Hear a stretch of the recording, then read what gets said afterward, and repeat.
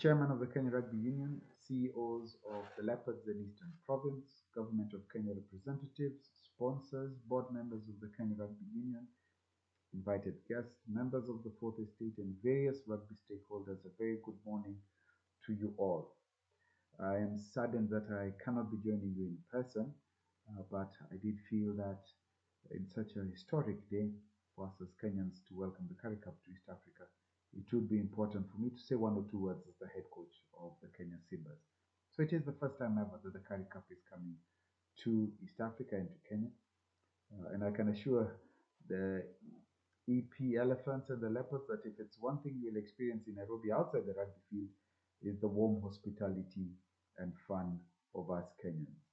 I first toured South Africa as a schoolboy with the Kenya schools in 1994.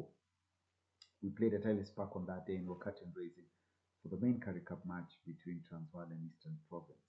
And it is a very poignant moment for me to see that Eastern Province would be one of the provinces to make history and come to play in the Currie Cup in Kenya.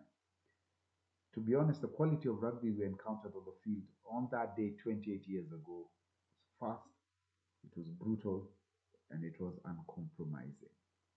The last 3 weeks in South Africa, when we played in the Currie Cup, has shown us that not much has changed, and it is now clear to us as the Simbas that the state of the game in South Africa, the home of the world champions, is in rude health.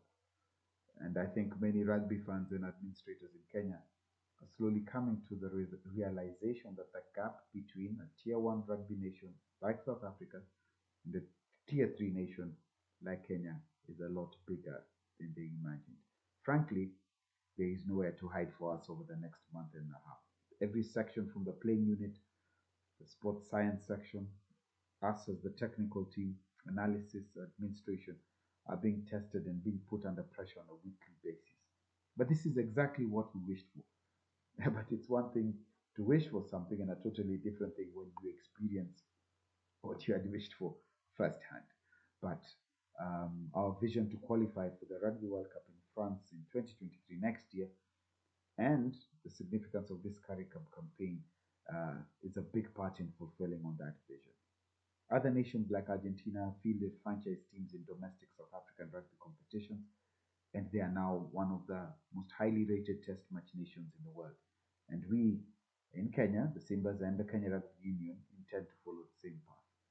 If we participate in the Currie Cup consistently for the next 10 years, then it will just be a matter of time before Kenya Rugby has gained enough respect and shown enough progress on the field that the Simbas can one day be considered worthy to face the ultimate challenge of facing the Springboks in a test match. As the head coach of the Simbas, mine is to thank our courageous chairman of the Kenya Rugby Union, Odera, members of the SARU executive, and most importantly, the board members of the Leopards and EP Kings for taking a chance on Kenya Rugby and bringing the Currie Cup to Kenya. Our boys, the Kenya Simbas, are making progress with every session and every game. And the evidence on the field points to the fact that we are on an upward trajectory. This relationship between Kenya and South Africa will be of mutual benefit to both countries in the long term, both on and off the field, and long may it continue. Thank you very much, ladies and gentlemen, and I hope we have a fantastic Currie Cup in 2022 and Kenya will qualify for the Rugby World Cup in France in 2022.